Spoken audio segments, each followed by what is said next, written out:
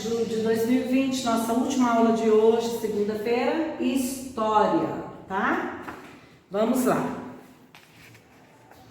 Abra o livro na página 32, os costumes. Vamos ver 32 até a página 35.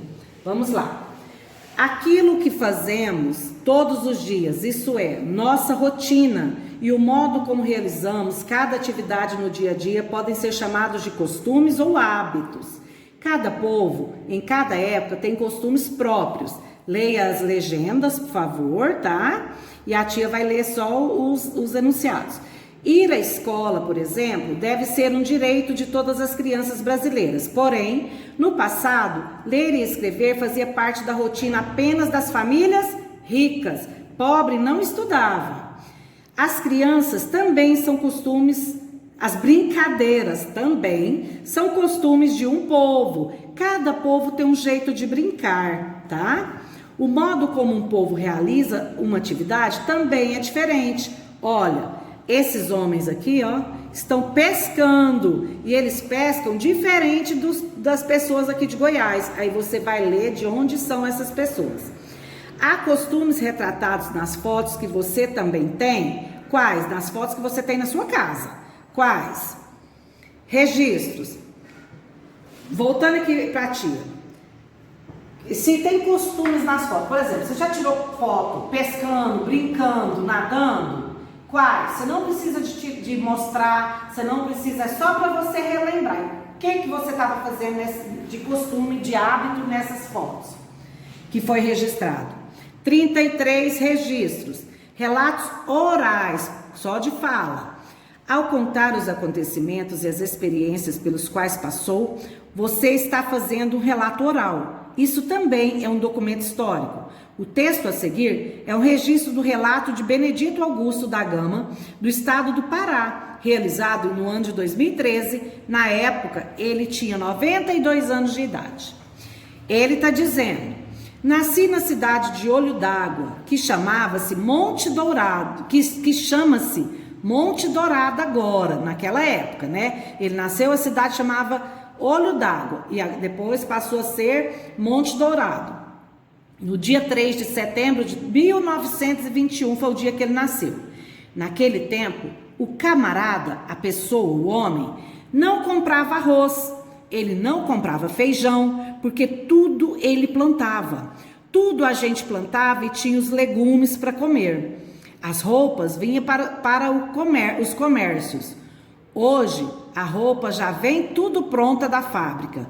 Naquele tempo, tudo era em peça. Peça de tecido, tá? Peça, no texto, refere-se ao tecido inteiro, aquele monte de tecido. Não é só 1 metro, 2 metros, é uma peça inteira que eles compravam. Número 1. Ao longo do tempo, o lugar onde o senhor Benedito nasceu já teve quais nomes? Escreve os 2 nomes aqui da cidade do seu Benedito. 2. O modo como as pessoas desse lugar conseguiam alimentos naquela época é igual ao lugar onde você mora? Compare-os. Naquela época eles faziam o quê? Plantavam os alimentos. Hoje nós vamos onde?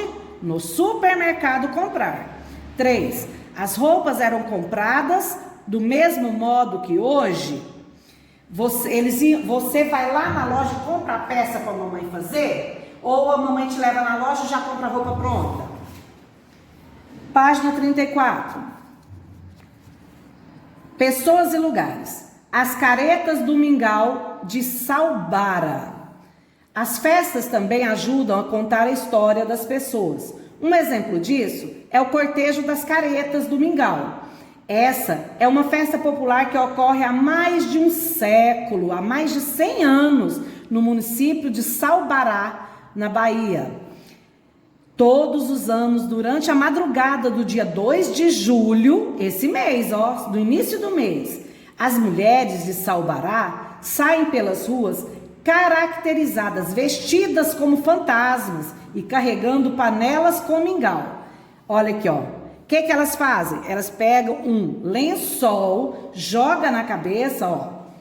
A festa é uma homenagem à participação das mulheres nas batalhas, nas guerras contra os portugueses. entre o ano de 1822 e 1823.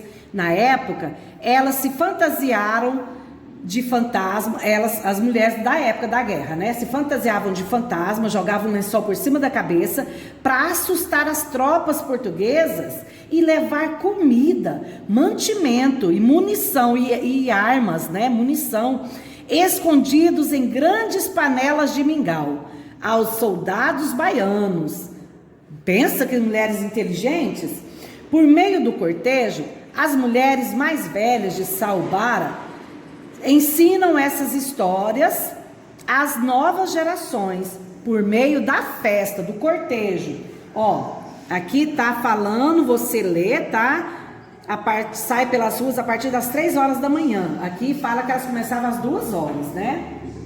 Ah, não, aqui não fala as horas, aqui que tá falando.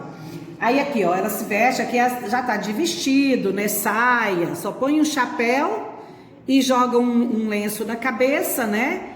E vestido de saia, mas antes era lençol que ela jogava na cabeça, ó. E aqui tá explicando, você lê, aqui também tá explicando. Número 1, onde ocorre o cortejo das caretas do mingau? Nome da cidade, lê lá, escreve aqui. 2, qual é a importância desse cortejo para a preservação da história de Saubara? Para que faz essa festa todo ano? Qual a importância? 3, no município onde você mora, há cortejos ou outros festejos de rua? O que eles comemoram? Que histórias eles contam? Olha aqui pra tia. Quando eu li isso aqui, eu achei interessante, porque conta a história de mulheres naquela época, gente, o ano de 1822 e 23, há muitos anos atrás. Nós já estamos no ano de 2020, né? Então é muitos anos atrás. E as mulheres não tinham poder de voz, elas não podiam participar de nada, mas para proteger os maridos delas, os filhos que estavam na guerra, guerreando contra os portugueses, elas se fantasiavam, juntou um grupo de mulheres, se fantasiava de fantasma, colocava um lençol branco no corpo todo, um chapéu, fazia uns buracos e ia com um monte de panela, umas panelas grandonas, falando que tinha mingau, mas dentro da panela de mingau tinha o quê? Armas e comidas para os soldados baianos não morrer de fome e ter munição para guerrear. Interessante essa história, não é? Mas e aqui em Goianésia, que é a última pergunta, qual festa que tem nas ruas? A tia Roseli só sabe de 2, que são da Igreja Católica. Quais são essas festas? É a festa do que comemora o Corpus Christi, Corpo de Cristo, que eles fazem enfeites na rua, né, fazendo alguns desenhos com serragem, enfeites, e eles vão ali fazendo uma procissão, cantando, orando. É um costume, é um cortejo.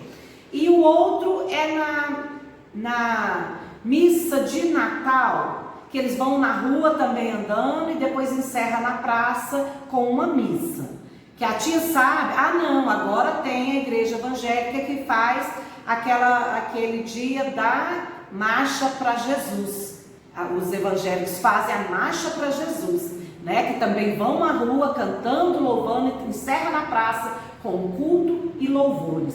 São só as festas que a tia Roseli lembra, tá? Beijo no coração, fica com Deus, terminou a nossa aula.